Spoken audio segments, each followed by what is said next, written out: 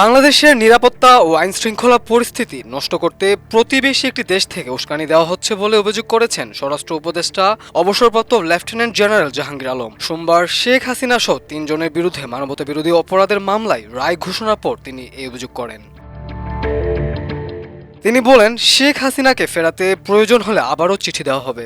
আইনশৃঙ্খলা পরিস্থিতির অবনতি ঘটাতে পাশের দেশ থেকে অশান্তির উস্কানি দেওয়া হচ্ছে, তবে আইনশৃঙ্খলা রক্ষাকারী বাহিনী যে কোনো পরিস্থিতি নিয়ন্ত্রণে প্রস্তুত আছে জানিয়ে তিনি বলেন, রায়কে কেন্দ্র করে জনমনে আতঙ্ক সৃষ্টির কিছু দেখছি না। এখনও কোনো বড় ধরনের ঘটনা ঘটেনি, বিক্ষিপ্ত ছোটখাটো কিছু ঘটনা ঘটেছে, তবে আত্মরক্ষার স্বার্থে গুলি করা বিধান আছে বলে দুর্বৃত্তদের হুঁশিয়ার করেন তিনি। এছাড়া তিনি আরও বলেন, সার্বিক পরিস্থিতি আতঙ্কজনক নয়, ছোটখাটো কিছু ঘটনা ঘটলেও বড় ধরনের কিছু হয়নি। ককটেল বিস্ফোরণের সঙ্গে যারা জড়িত তাদের ধরা হচ্ছে। ডিএমপি কমিশনারের গুলির নির্দেশনার বিষয়ে তিনি বলেন, সেলফ ডিফেন্সের অধিকার সব নাগরিকের আছে।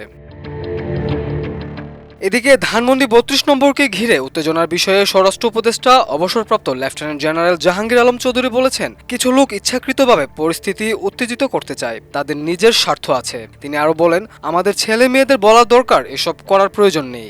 যারা উস্কানি দেয় তারা নানা উদ্দেশ্যে এটা করে। দুপুরে ঢাকা কলেজের সামনে থেকে একদল বিক্ষুব্ধ শিক্ষার্থী বুলডোজার সহ মিছিল নিয়ে ধানমন্ডি ৩২-এর দিকে রওনা হন।